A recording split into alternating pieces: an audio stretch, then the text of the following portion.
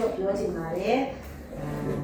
ကိုအားယူဖို့ဒီမှာရွေးချယ်ထားတဲ့ကျမ်းပိုက်လေးကိုဒီမှာဖတ်သွားပါတယ်ကဘာဦးကျမ်းအခန်းကြီး32ကဘာဦးကျမ်းအခန်းကြီး32အငယ်22ကနေဒီမှာဖတ်ပါမယ်ညမကုန်ရင်ထား၍မယား2ယောက်ဂျုံမ2ယောက်သား30နဲ့1ယောက်သား31ယောက်တို့ကိုဆောင်ယူ၍ရဘုတ်ချောင်းရေတင်ညာအရက်ကိုကူးလေ၏ထို့သောသူတို့ကိုယူ၍မိမိဥစ္စာရှိသည်များနှင့်တကွ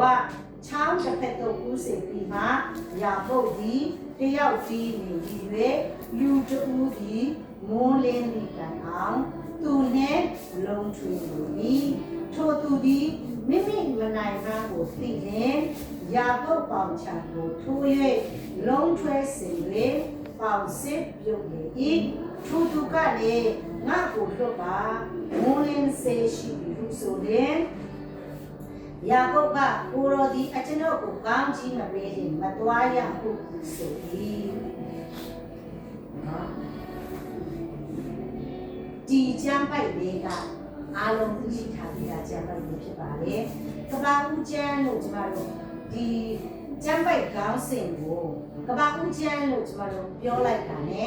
ကျမတို့ယုံကြည်သူအားလုံးကလည်းသိရှိထားတာကခံစင်းခြင်းဒီလွှမ်းမိုးခြင်းနော်နောအေယောရှုစတဲ့ယောရှုမဟုတ်သေးဘူးယောသက်နော်စတဲ့ကျမတို့မျက်စိတွေမှာတန်းပြီးတော့ပြီးရင်အာဗြဟံစတဲ့ဒီမနေ့နောက်ပေါ်မှာကျမတို့ကြားထားပြီးသားဖြစ်တဲ့မတ်ရှိကအဲ့လိုမျိုးပေါ့နော်တရားတွေကိုကျမတို့ကဘာကိုကျမ်းမှာတွေ့ရှိထားပြီးသားဖြစ်ဒီနေ့ဒီချိန်မှာဒီမှာရှိနေတဲ့ယုံကြည်သူဖခင်များဆရာများဆရာမများအားလုံးဒီမှာရောက်ရှိနေသူတွေအားလုံးကတိကျကျလို့ကျွန်တော်မပြောတတ်ဘူးနေရွေစင်ကလေးကနေပြီးတော့ခရိယာမိသားစုကမွေးဖွားတာအဖြစ်ကြတယ်ကျွန်တော်တို့အသက်နဲ့အများခရိယာဖြစ်ကြတယ်သူတွေများပါတယ်နော်အနေနဲ့ကတော့နောက်မှတက်တာပြောင်းလို့ဖြစ်ပေါ့နော်ဆိုတော့ဒီကျမ်းပိုက်လေးကိုကျွန်တော်တို့ကြည့်နေဆိုရင်ဘယ်သူနဲ့ဘယ်သူရဲ့အကြောင်းလဲဆိုတော့ယာကုပ်ရဲ့အသက်တာနဲ့အေသောယာကုပ်နဲ့အေသောဆိုတဲ့ဣဇက်ရဲ့သားနှစ်ယောက်ဖြစ်တဲ့ယာကုပ်နဲ့အေသောထဲမှာဖျားရွေးကောက်ထားတဲ့ယာကုပ်ရဲ့အသက်တာသူ့ရဲ့အသက်တာအခက်ခဲကြုံတွေ့ရတဲ့အခါသူ့ရဲ့အသက်တာမှာဘယ်လိုလျှောက်နိုင်တယ်ဒီဟာလေယာကုပ်အသက်တာလေးကိုကြည့်ချင်းအားဖြင့်ကျွန်တော်တို့ယုံကြည်တယ်အထူးတစ်ဖြစ်ကျွန်မပြင်ဆင်လာတာဖခင်နဲ့ကျွန်မပြင်ဆင်လာဖြစ်ကိုအနေနဲ့ပေါ့နော်ဖခင်နဲ့အတွက်အထူးတစ်ဖြစ်ယာကုပ်ရဲ့အသက်ကလေးကြည့်ပြီးတော့ကျွန်တော်တို့အားကြလို့ကျွန်မပြင်ဆင်ထားပါတယ်ဒီကျမ်းပိုက်မှာကြည့်နေဆိုရင်ယာကုပ်ကအငယ်20နှစ်မှာမြတ်မကုန်ဘူးထပြီးတော့မယား2ယောက်ရဲ့သား7ယောက်ရဲ့သူ့မှာရှိတဲ့ပစ္စည်းဥစ္စာကိုတဲ့သူ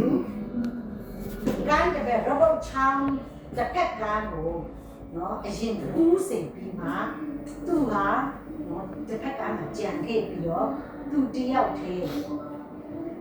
နော်လူတူးနဲ့လုံးပိုင်းလို့ဆိုရင်လုံးထွေးလို့ဆိုရင်ကိုကျွန်တော်တို့တွေ့ရဖြစ်တယ်ကျွန်တော်တို့ဟာခါလို့ကျမ်းပိုက်မှာကြတော့ဒါနော်လူတူးနဲ့နော်ဒီတိုင်းဒီပိုင်းလုံးနေပေါ့နော်အင်္ဂလိပ်လိုမှာလည်းပဲဒီပိုင်းလုံးနေလို့သူတို့ရေးထားတယ်ချင်းလိုမှာလည်းဒီပိုင်းလုံးနေဒီမမာလိုမှာကြတော့လုံးထွေးတယ်ပေါ့နော်ဒီပိုင်းလုံးတာနဲ့လုံးထွေးတာကဒီတိုင်းလေးပြောလို့ရှိရင်နည်းနည်းဝဲလွဲလို့ဖြစ်သွားတယ်ပေါ့နော်ဒီဟာလေးကအတိတ်ပေလေးကိုကျွန်မလေ့လာနေတာတော့လေကြည့်တဲ့အခါမှာနော်တစုံတယောက်ကိုသူ့ခါနဲ့ဒီလိုဖက်ပြီးတော့ဒီလိုနော်ကျွန်တော်တို့အ ပြင်မှာယောက်ျားသား2ယောက်နှစ်ပန်းလုံးတကယ်တော့လောက်ရမဟုတ်ဘဲနဲ့ယာကုပ်ရဲ့အသက်တာမှာတကယ်ပဲဘေးချက်နံချက်ဖြစ်နေတဲ့အချိန်မှာသူဘာလုပ်တယ်လဲဆိုတဲ့အရာလေးကိုဒီနေရာမှာလူတကူနဲ့လုံးထွေးလေးလို့ဆိုပြရဲဆိုတဲ့အရာကိုကျွန်တော်တို့တွေ့ရတယ်။ယာကုပ်ရဲ့အကြောင်းအရာကျွန်တော်တို့တော်တော်များများသိထားပြီးသားဖြစ်တယ်။သူ့အဖေဣဇက်စီကနေပြီးတော့တာကြီးအမှုကိုသူလက်ခံရရှိထားတဲ့သူဖြစ်တယ်။အဲဒီခါမှာသူ့အကိုအေးတော့ကနေပြီးတော့တတ်မယ်လောက်တဲ့ခါကျတော့သူ့အမေကနေတစ်စက်လေးလာတဲ့စကိုထွက်ပြေးသွားတယ်။ဒီရဖြစ်တယ်။ထွက်သွားတော့ကသူတောင်ပိတ်တစ်ချောင်းနဲ့ထွက်သွားခဲ့တဲ့သူဖြစ်တယ်။အခန်းကြီး31နော်အခန်းကြီး31အနေ3မှာကဘာဦးကျအခန်းကြီး31အနေ3မှာထာဝရဘုရားကတေဤဘိုးအနေတော်ပြီတေဤအမျိုးသားချင်းထံသို့ပြန်သွားတော့ငါဒီတိမဲ့၌ရှိမည်ယာကုပ်အားမိတ်တော်မူသည်သူလည်းလာတဲ့စီကိုရောက်ရှိပြီးအနှစ်20ကြာတဲ့အခါမှာသူ့မှာမိန်းမ2ယောက်သား7ယောက်ကျွန်းနေတဲ့နော်ဒရိတ်ဆန်မြောက်များစွာဘုရားပေါင်းစုပေးထားလို့ဆိုတဲ့နေရာကိုကျွန်တော်သိရှိပါပြီဒါဖြစ်တယ်အခန်းကြီး30နဲ့ဒီအငယ်3ရောက်လာတဲ့အခါမှာဖယားကနေလေယာကုပ်ကိုနော်တည့်ရဲ့ဘိုးလေးရှိနေနေရာကိုပြန်သွားလို့ဒီအမျိုးသားချင်းစီကိုတင်သွားတော့ငါဒီတင့်မဲ့မှာရှိနေဆိုပြီးတော့ဖယားကပြောထားတယ်ဂတိပေးထားတယ်ဒီဟာတွေကယာကုပ်စီမှာဖယားပြောတဲ့ဒီဂတိတွေကနော်ဘေကျမ်းပိုက်ရဲ့ဖယားဂတိကိုပြည့်စုံဖို့လေဆိုရင်ကဘာဦးကျမ်းအခန်းကြီး12အာဗြဟံကိုဖယားသခင်ကနေပြီးတော့တင့်ကိုငါလူမျိုးကြီးဖြစ်စေမယ်ဆိုပြီးတော့ဂတိပေးထားတယ်အာဗြဟံစီမှာဖယားဂတိပေးထားတယ်ကျမ်းပိုက်ပြည့်စုံဖို့ရအတွက်ယာကုပ်အသက်တာမှာအာဗြဟံကနေတဆင့်ဣဇက်ကနေတဆင့်ယာကုပ်ရဲ့အသက်တာမှာထင်ထင်ရှားရှားတွေ့မြင်ရတော့မယ့်အခြေအနေလေးဖြစ်ပါလေဆိုတဲ့အရာလေးကိုကျွန်မထပ်ပြီးတော့ပြောပြချင်ပါလေယာကုပ်ကနေပြီးတော့ဖယားရဲ့စကားကိုသူကြားလေးကြားလိုက်တော့သူဘာလုပ်လိုက်တယ်လဲဆိုတော့သူ့ရဲ့ဂျုံသူ့ရဲ့ဒရိတ်ဆန်ကိုအဖွဲနှစ်ဖွဲ့ခွဲလိုက်တယ်အဖွဲနှစ်ဖွဲ့ခွဲလိုက်သူဒရိတ်ဆန်ရဲ့အရေးအတွက်ကျွန်မမပြောတော့ပါဘူးနော်အဖွဲခွဲပြီးတော့ရှေ့မှာတစ်ဖွဲ့ကိုသွားစီကဲသွားပြီးတော့ကျွန်တော်အကိုအေးတော့သွားတွေ့တာငါပြန်လာတော့မလာတော့ဘူးပေါ့နော်အကြောင်းကြားစေတဲ့ခါမှာသူတို့သွားတယ်ယာကုပ်ကိုလည်းsorry အေးတော့ယာကုပ်ရဲ့အကိုအေးတော့ကိုလည်းသွားလေတွေ့တော့အေးတော့ကလည်းပဲနော်သူ့ရဲ့တပိတ်တပန်း400နဲ့သူလည်းချီတက်လာတယ်ယာကုပ်ဘက်ကိုသူချီလာတယ်နော်တိုက်ဖို့လားဂျိုဆိုဖို့လားလုပ်ဖို့လဲဆိုတာဒီမှာမရေးထားသေးဘူးအဲ့ဒီအချိန်မှာအကိုကိုသွားပြောပြီးတော့အဲတော့ကိုလည်းသွားတွေ့တယ်အဲတော့ကလည်းလူ400နဲ့ချီလာတယ်ဆိုပြီးတော့သူ့ဂျုံကယာကုပ်ပြောပြတဲ့အခါမှာ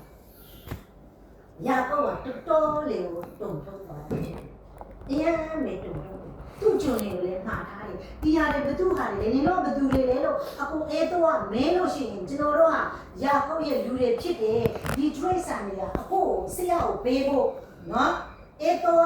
ယာကုပ်ကနေပြီးအကိုအဲတော့ကိုပေးဖို့လက်ဆောင်ပနာတွေလက်ဆောင်အနေနဲ့ထည့်ပေးလိုက်ရတယ်ဒရိတ်ဆန်တွေဖြစ်တယ်ဆိုတဲ့အရာကိုယာကုပ်ကမှားထားပြီးတော့ပြောစစ်ချီလာတယ်ချီတက်လာယာကုပ်ကချီတက်လာအယံမေယာကုပ်တုံ့ချုပ်ချဖြစ်နေတယ်ဖယားရဲ့ဂတိတော်နဲ့ဖယားကလည်းပြန်ထိတ်ခိုင်းနေပြီသူ့အကိုကလည်းလူအယောက်400နဲ့သူချီလာတဲ့အချိန်မှာယာကုပ်ဘလို့နေလို့နေရမှမသိဘူးဟိုမှာလည်းသူ့ဦးလဲလာပါနဲ့နော်သူ့အသက်ကမှာပြဿနာပေါင်းများစွာနဲ့သူလည်းထွက်လာပြီဖြစ်တယ်ဒီအခြေအနေလေးမှာ ရာကောက်ရဲ့အတွက်ကသူပါလို့ကလေးဆိုသူ့ရဲ့ဂျွန်နဲ့ဒရိတ်ဆိုင်နဲ့အားလုံးကိုရှိတာနောက်ဆုံးအဲ့နောက်မိသားစုဖခင်နေနော်နောက်ဆုံးသူ့အတွက်အရေးကြီးဆုံးကသူ့ရဲ့သားတွေနဲ့သူ့ရဲ့မိန်းမတွေဖြစ်တယ်